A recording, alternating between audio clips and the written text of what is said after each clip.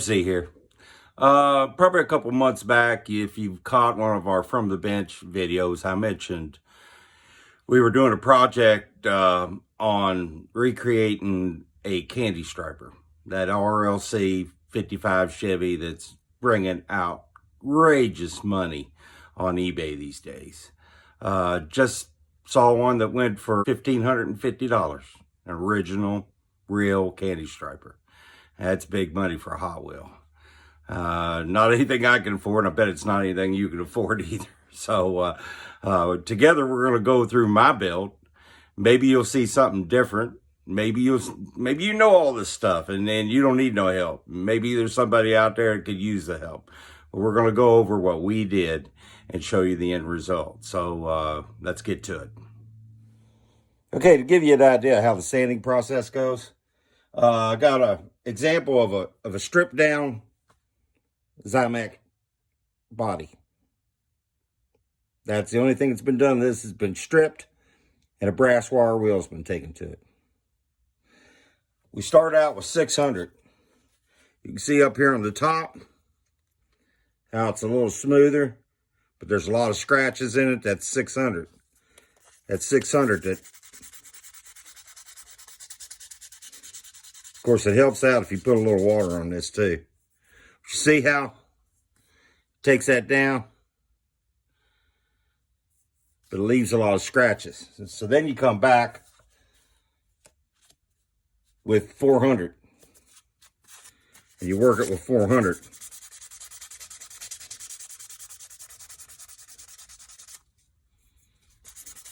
See, it takes them 600 scratches right out. See right there? And then you follow it up with wet, which I'm not going to do it right now because I'm just trying to show you real quick. With 1000 grit, wet 1000 grit.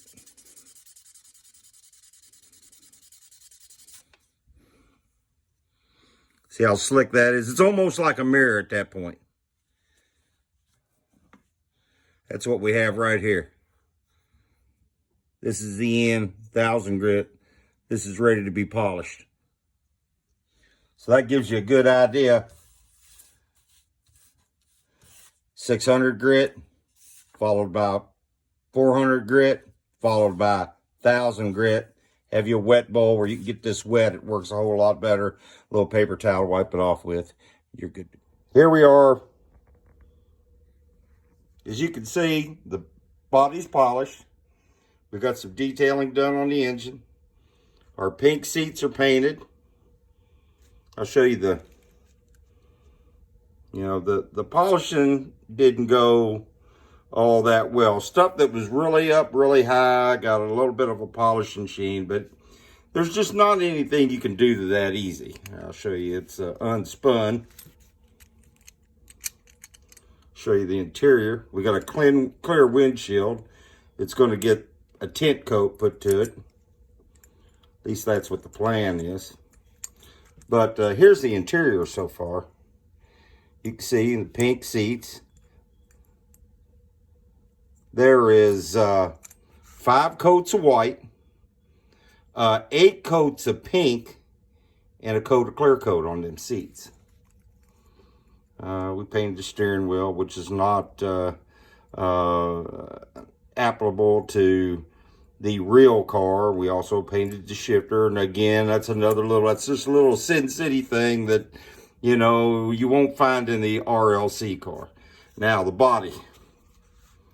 As you can see, this thing has been sanded down and polished to a jewel.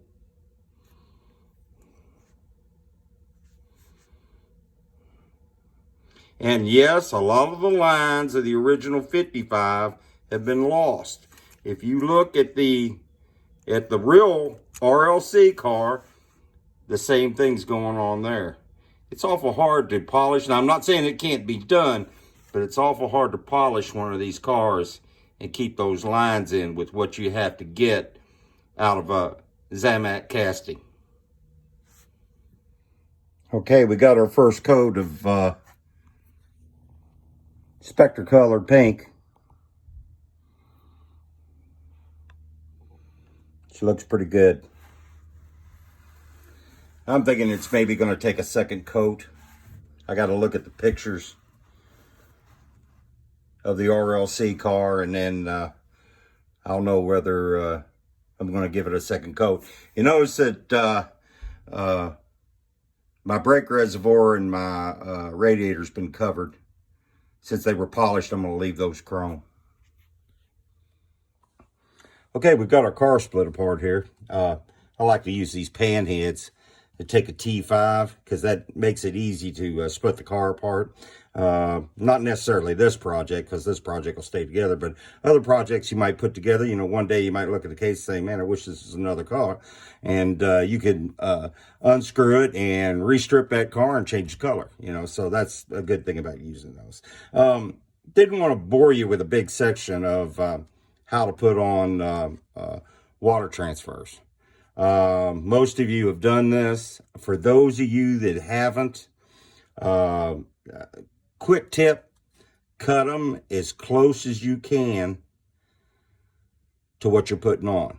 Otherwise, you're going to have a big overlay of this sheet that they're printed on. So it's real important to get those cut real close, and then it looks like they're, you know, applied in some way different than just water transfers. So that's enough about those. As you can see, we got our paint work done. We masked off, and we used the Spectracolor base coat for Spectracolor paint. That's used if you don't want to polish the body. If you don't want to polish the body and go through that, you could use this base coat, and it really makes that paint kind of pop out at you. If you go back in the videos and you find my RWB Porsche 930, it is painted red Spectracolor over this base coat. And you can see what effect that gives. And it's a lot different. You don't get the mirrored finish, but it really pops that color out. So split apart here now. You can see the clear windshield, we sprayed the inside of it in Spectracolor Windex. And personally, I think I got a little off on the coats that it was necessary. I think it should have had maybe one coat lighter. And I think I went a little too dark on it. And, you know, of course, that's just my personal opinion. A lot of you might think it's okay. But I've looked at the pictures of the real one, and it's a little lighter than what mine is, but that's the way it's going to have to go. Again, remember I had my radiator covered up, my brake reservoirs covered up so they'd stay polished. I'd like to talk to you about this top. On the original car, the top tucks in under the window. Now, I didn't do that. I was looking at a picture of a replica and not the real thing. And that was my mistake. And so I set it up like it was on that car. And when I realized it, I'd already goofed up the first one and used my second shot from my second sheet and didn't have another shot at it. Next thing that came along is when I was spraying the clear coat over it. It was perfectly flat, applied great, and couldn't have been any better. When I applied that clear coat, it puckered right there. And, you know, I don't know if you can see that or not. There's two little puckers. Now, there was some dirt in the top of this, and I sanded that out and buffed it out. But this right here, I sanded, and it was either I was going to go through the tampo, to which it would have looked really bad, or I could have just left it the way it is, and I chose to leave it the way it was, because it looks, you know, you can look and you can say, oh, there's a couple puckers right there. But if I'd have sanded through it, it'd look worse. And there's no changing it at that point. Can't pull the tampo off, can't do nothing. So I would have lost all them lines, and it'll really look bad. So sometimes you just got to stop. And this is a good example. So now we want to get to sourcing parts. The car that was sourced to do this was, and I know you're familiar with Big Deal. This is the car it was sourced. It had the right wheels and tires. Same ones are used. It didn't have the right window. So I had to source a second car to get a clearer piece of glass. And that was done with this car. This car right here, the 55 gasser, it had a clear window. You can see it's got Big Deal's yellow window in it now. But this is the car we sourced for that clear window. You know, sometimes you have to source multiple cars to get what you want for a particular build. With this one, we just had to source one, and then one for the build, and then the other one for the windshield and the glass. So, like I said, I think I went a coat too much on this, and other than that,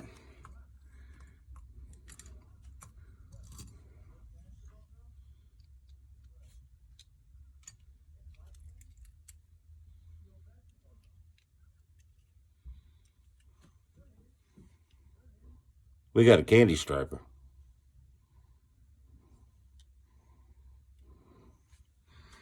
So, if you got any questions, you can ask in the link down below, or you can run us down on Twitter or Instagram.